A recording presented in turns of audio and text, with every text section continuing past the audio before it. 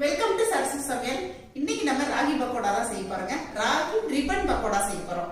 இந்த ராகி மாவுல நிறைய சத்துக்கள் இருக்குங்க. இதுல அயன் கண்டென்ட் நிறையவே இருக்கு. ராகி மாவு நம்ம அடிக்கடி உணவுல எடுத்துக்கலாம். ராகி ரொட்டி செய்யலாம், ராகி தோசை ஊற்றலாம். அப்பப்ப குழந்தைங்களுக்கு ஏதாவது ஈவினிங் ஸ்நாக்ஸா ராகி பக்கோடா கூட செஞ்சு கொடுக்கலாம்.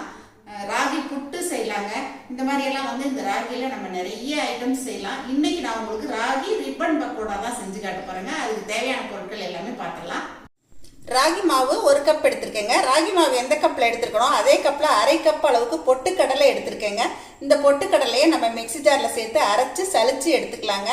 1/4 கப் அளவுக்கு பச்சரிசி மாவு எடுத்திருக்கேங்க. எள்ளு தேவைக்கு எடுத்துக்கலாம், உப்பு தேவைக்கு எடுத்துக்கலாங்க. பெருங்காயத்தூள் 1/4 டீஸ்பூன் அளவுக்கு எடுத்து வச்சுருக்கேங்க. இந்த பச்சை மிளகாயை நான் அரைச்சிட்டு தண்ணியை வடிகட்டி ஊற்றி தான் நான் பிசைய போகிறேன். நீங்கள் வேணும்னா வரமிளகாய் தூளும் போட்டுக்கலாம். எண்ணெய் கொஞ்சம் விட்டு பிசைஞ்சுக்கலாங்க. எண்ணெய்க்கு பதிலாக நம்ம வெண்ணெய் இருந்தால் வெண்ணெயும் சேர்த்துக்கலாம். இப்போ இந்த பொட்டுக்கடலையை மிக்சி ஜாரில் சேர்த்து அரைச்சிட்டு வந்துட போகிறேங்க. கடலையை அரைச்சி எடுத்துட்டு வந்துட்டேங்க. கொஞ்சம் குறகுறப்பாக தான் இருக்குது. நம்ம எதுக்கும் ஒரு தடவை சலிச்சுக்கலாம். இன்னைக்கு இந்த வடிகட்டியில் சலிச்சுக்கிறேங்க. எவ்வளோ குரணை இருக்குது. நான் எல்லாமே அரைச்சி ரெடி பண்ணிட்டு வந்துட்டேங்க. பச்சை மிளகாயும் இந்த மாதிரி அரைச்சி வச்சுருக்கேன். இதை நம்ம வடித்து ஊற்றிக்கலாம். நம்ம அப்படியே ஊற்றினோம்னா இதில் இருக்க திப்பியெல்லாம் போய் அடைச்சிக்கும். அதனால் நம்ம வடிச்சிட்டு ஊற்றிக்கலாம். மாவு அதாவது கேழ்வரகு மாவை நான் ஒரு பவுலில் சேர்த்துறேங்க. இது நாங்கள் வீட்லேயே ராகி வாங்கிட்டு கொஞ்சம் தண்ணியில் நல்லா களைஞ்சி அரிச்சு எடுத்து வெயிலில் காய வச்சு அரைச்ச மாவுங்க. நீங்கள் வெளியில் கடையில் வாங்குற மாவுலேயே செஞ்சுக்கலாம். பொட்டுக்கடலை அரைச்சி சளிச்சதை இதில் சேர்த்துடலாம். முழு கடலையாக நீங்கள் எடுக்கும்போது அரை கப் இருக்கும். அரைச்சதுக்கப்புறம் பார்த்தீங்கன்னா அதோட அளவு அதிகமாக இருக்கும். இப்போ இதே கப்பில் நீங்கள் பார்த்தீங்கன்னா இது 1/4 கப் அளவுக்கு அரிசி மாவு பாருங்க. கரெக்டா 1/4 கப் எடுத்திருக்கேன். இப்போ உப்பு தேவைக்கு சேர்த்துக்கலாங்க. எள்ளு நல்லா அரை டீஸ்பூன் அளவுக்கு சேர்த்துக்கலாம். பெருங்காயத்தூள் இதுலயே சேர்த்துடலாங்க. இப்போ நம்ம அரைச்சி வச்சிருக்க பச்சை மிளகாய் இதுல வடிகட்டிடலாங்க. இப்போ எண்ணெய் இந்த கரண்டியில நான் நல்லா காய வச்சு எடுத்து வச்சிருக்கேங்க. சாதாரணமாக நம்ம கடலை எண்ணெய், ரீஃபைண்ட் ஆயில் எண்ணெய் பொரிக்கிறதுக்கு யூஸ் பண்றீங்களோ அந்த எண்ணெயை நம்ம விட்டுக்கலாம். இப்போ நான் 2 டேபிள் ஸ்பூன் அளவுக்கு இதுல விடுறேங்க.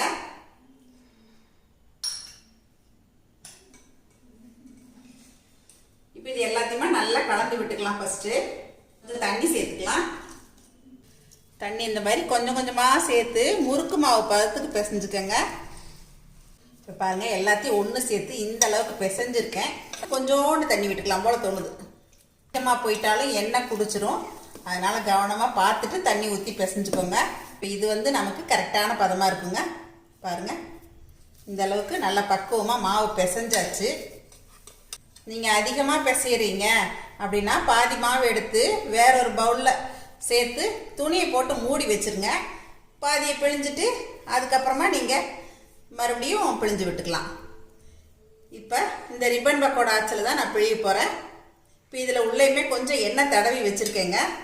இப்போ எண்ணெய் நல்லா காஞ்சிருச்சுங்க.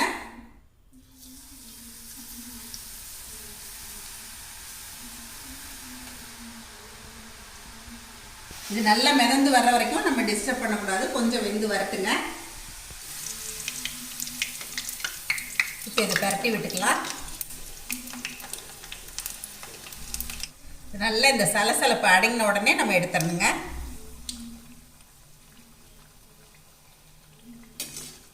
இப்போ பாருங்க சலசலப்பு எல்லாமே அடங்கிடுச்சு. எண்ணெயை விட்டு எடுத்துடலாம். அதே மாதிரி எடுக்கும்போது நல்ல எண்ணெயை வடிச்சிட்டு எடுத்துருங்க. இது கூட சின்ன கண்ணா இருக்கிறதுனால அந்த எள்ளு அடைக்குதுன்னு நினைக்கிறேங்க. நான் இப்போ வேற அச்சு எடுத்துக்க போறேன். இப்போ நான் இண்டாலி இதில் அச்சு வச்சிருக்கேங்க. இப்போ இதில் தான் ரிப்பன் பக்கோடா அச்சு போட்டு வச்சிருக்கேன். இதில் தான் பிழிய போகிறேன். நல்லா கரகரப்பாக முறுமுறுப்பாக வந்திருக்கான்னு பாருங்க. அப்படி இல்லை அப்படின்னா மறுபடியும் இந்த காஞ்சிட்டு இருக்க எண்ணெயில் 1 டீஸ்பூன் ஊற்றிக்குங்க. ஏன்னா கடுகடுப்பாக ஆயிரும் ஒரு சில சமயத்தில். நான் இன்னைக்கு பச்சரிசி மாவு தான் சேர்த்துருக்கேன். கூடுமான வரைக்கும் பச்சரிசி மாவு சேர்த்துக்குங்க. சாதாரணமாக கடையில் வாங்குற பச்சரிசி மாவு தாங்க. உங்ககிட்ட பச்சரிசி இருந்துச்சு அப்படின்னா களைஞ்சு காய வச்சுட்டு அதுக்கப்புறம் நம்ம மிஷினில் அரைச்சி எடுத்துக்கலாங்க. இப்போ நம்ம அடுத்தடுத்த செட்டையும் இதே மாதிரி பிழிஞ்சிடலாங்க.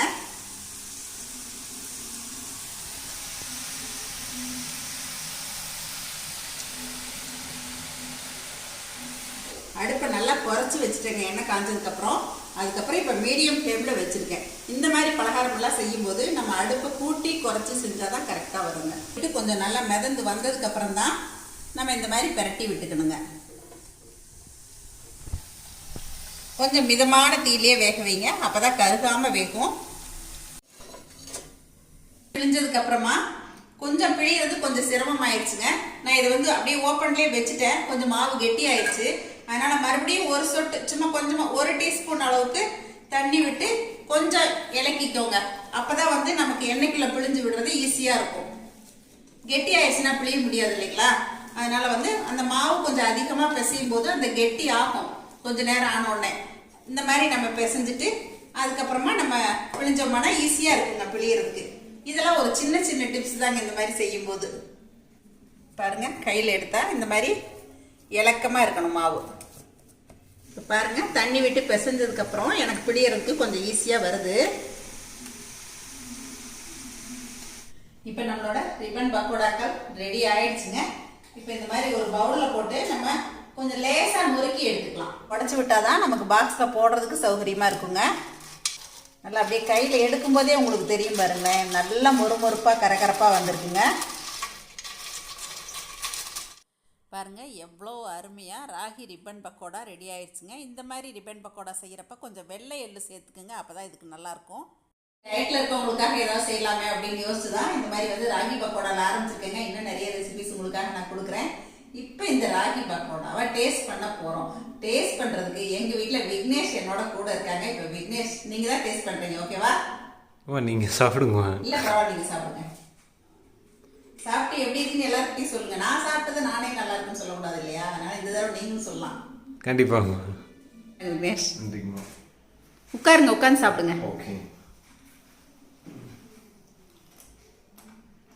சூப்பராக இருக்குங்க. மொறுமொறுப்பா நல்லா அருமையாக இருக்குங்க. ராகியோட டேஸ்ட்டு சூப்பராக இருக்குங்க. அதுவும் எப்பயுமே எல்லாம் வரமிளகா போட்டு தான் செய்வாங்க. இதில் பச்சை மிளகா போட்டு செஞ்சுருக்கிறது டேஸ்ட் சூப்பராக இருக்குங்க. ஓகே. அதே மாதிரி வந்து வெள்ளையில் யூஸ் பண்ணது பார்வைக்கும் நல்லா இருக்குங்க. நல்லா இருக்கு. ஏன்னா மிளகாத்தூள் போடும்போது ராகியே கொஞ்சம் கலர் டல்லாக இருக்கும். மிளகாத்தூளை போடும்போது இன்னும் கொஞ்சம் டல்லாகும். அதனால தான் நான் யோசிச்சுட்டு பச்சை மிளகா போட்டு பண்ணியிருக்கேன் இன்னைக்கு. சூப்பராக இருக்குங்க, செமையாக இருக்குங்க. சாப்பிடுங்க விக்னேஷ். அப்புறம் இன்னொரு வீடியோ கட் பண்ணாதீங்க, நான் வியூவர்ஸ்க்கு ஒன்று சொல்லணுங்கம்மா. என்ன சொல்ல போறீங்க? சொல்கிறேங்கம்மா. வியூவர்ஸ் அங்கே பார்த்தீங்கன்னா தெரியும், அம்மா இப்போ யூஸ் பண்ணாங்க இல்லைங்களா, இது ப்ரிப்பேர் பண்ணுறதுக்கு என்ன மெட்டீரியல்ஸ் எல்லாம் யூஸ் பண்ணாங்க, என்ன வெசல்ஸ் எல்லாம் யூஸ் பண்ணாங்களோ அது எல்லாமே கைக்கு கை அப்படியே க்ளீன் பண்ணி வச்சுருக்காங்க. பார்த்தீங்களா தெரியும், பார்த்தீங்களா? இது எல்லாம் தான் அம்மா யூஸ் பண்ணது. உடனே இப்போ கழுவி வச்சுட்டாங்க. அது எப்பயுமே என்னோட பழக்கம் விக்னேஷ். நானும் பார்க்குறேங்க. இன்னைக்கு கண்டிப்பாக சொல்லி ஆகணுன்றக்காக நான் சொல்கிறேங்க. எல்லாருக்கிட்டையும் சொல்லணும்னு சொல்லிட்டீங்க. ஆமாம்மா, அது யங்ஸ்டர்ஸ்க்கு ரொம்ப ஒரு முக்கியமான ஒரு விஷயம் அது. ஏன்னா இப்போ திடீர்னு யாரும் வீட்டுக்கு வராங்கன்னா உடனே இதெல்லாம் கழுவி வச்சிட்டோம்னா அவங்கள போய் நம்ம ரிசீவ் பண்ணலாம். அது ஒரு தாட் இல்லாமல் இருக்கும். அடுத்த வேலையை கவனிக்கிறதுக்கு நம்ம அப்பப்போ க்ளீன் பண்ணிட்டா சௌகரியமாக இருக்கும் விக்னேஷ். ஆமாம், அது உங்களோட தனி சிறப்பு குணமா. Thank you, thank you Vignesh. டேஸ்ட் பண்ணி சொல்லிட்டாங்க, நானுமே டேஸ்ட் பண்ணி உங்களுக்கு காட்டிடுறேங்க. நல்லா கரகரப்பா மொறுமொறுப்பா ரொம்ப அருமையா இருக்குதுங்க. தீபாவளியும் இல்லைங்க, மற்ற நாள்லையுமே வந்து நம்ம வீட்டில் குழந்தைங்களுக்கு பெரியவங்களுக்கு எல்லாருக்குமே செஞ்சு கொடுக்கலாம். கண்டிப்பா ட்ரை பண்ணி பாருங்க.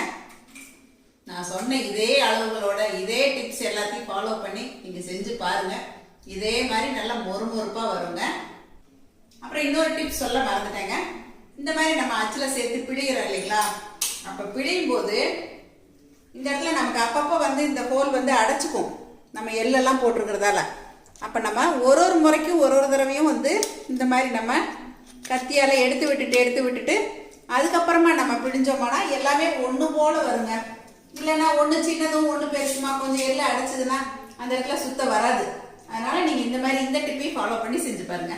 இந்த கரகரா மொறுமொறு ராகி ரிப்பன் பக்கோடா உங்கள் எல்லாருக்கும் ரொம்ப பிடிச்சிருக்குன்னு நினைக்கிறேங்க. கண்டிப்பாக ட்ரை பண்ணி பாருங்க. ட்ரை பண்ணி பார்த்துட்டு எப்படி வந்துச்சுன்னு எனக்கு ஃபீட்பேக் கொடுங்க. மறுபடியும் சந்திப்போம். நன்றி, வணக்கம். சரசு சமையல் பாருங்க, சமையல் நல்லா பண்ணுங்க. சரசூஸ் ஃபுட் ப்ராடக்ட்ஸ் பொடிவைகள் தேவைப்படுறவங்க இங்கே கொடுத்துருக்க வாட்ஸ்அப் நம்பரில் காலை 10 மணி முதல் இரவு 7 மணி வரைக்கும் எங்களை காண்டாக்ட் பண்ணி வாங்கிக்கலாங்க. தேங்க்யூ.